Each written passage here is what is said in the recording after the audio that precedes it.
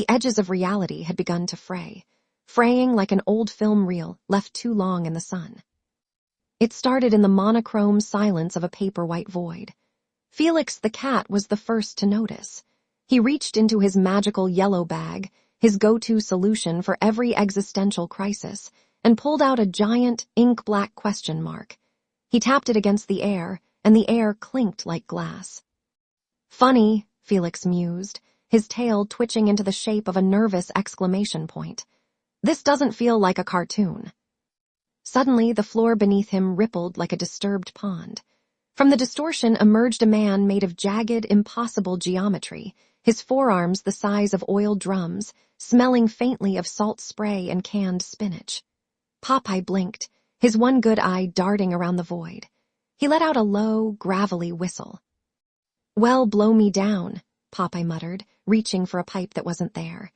"The sea's gone dry and the horizon's lookin' like a spilled inkwell. Where's me olive? Where's me ship?" Before Felix could answer, a streak of blue light tore through the void, accompanied by the distinct hum of a jet engine. The light decelerated, revealing a small boy with dark, spiked hair and eyes that glowed like twin fusion reactors. Astro Boy hovered for a moment, his internal processors whirring as he scanned the anomaly.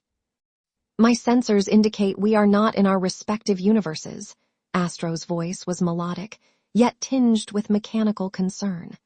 "We are currently suspended in a pocket dimension, a dream world fabricated from the collective nostalgia of the viewers." Felix paced, his feet making no sound. "A dream? That explains why I can't find my way back to the drawing board. Who's dreaming us, kid?" "The creators," Astro replied, pointing toward a shimmering curtain of light at the edge of the void. "The dreams are fading. The world is being erased." Popeye grunted, rolling up his sleeves. "If there's an eraser head common to wipe us out, I've got a tin of greens with his name on it. But how do we fight a dream?" "We don't fight it," Felix said, his grin widening until his face was almost entirely teeth. "We trick it. Dreams operate on logic, but they're slaves to imagination. If this is a dream, then I'm the only one here who knows how to make the nightmare look like a party." Felix reached deep into his bag. He didn't pull out a tool this time. He pulled out a tether, a long, shimmering rope of golden ink. He tossed one end to Astro and another to Popeye. "If we hold on to each other, our stories weave together," Felix explained. "The dream can't erase us if we become a single, coherent narrative. We have to make ourselves too interesting to forget." Astro nodded, his rockets igniting. "I will generate a stabilized field.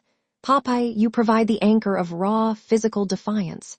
Felix, you bridge the gap with the surreal." As the void began to collapse, the white turning into a violent, encroaching gray, the three icons stood back to back. Popeye roared, his muscles bulging as he channeled the sheer stubbornness of a character who refused to lose a fight. Astro Boy hummed a high-frequency harmony, projecting a shield of pure electromagnetic nostalgia to keep the encroaching nothingness at bay. Felix danced between them, his tail acting as a quill, drawing new landscapes out of thin air. A ship on a sea of stars, a city of steel and glass, a forest of living ink. The dream world buckled. The encroaching gray stalled, mesmerized by the chaotic, impossible tableau of a sailor, a robot, and a cat, all standing firm against the end of their own existence. "Keep it going," Felix shouted, juggling a handful of stars. "As long as someone is watching, we're real."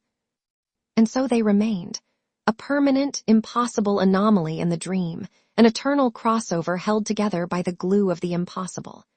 In the silence of the void, the dream shifted, stabilized, and became something new, a world where the ink never dried, the spinach never ran out, and the jet engines never cooled.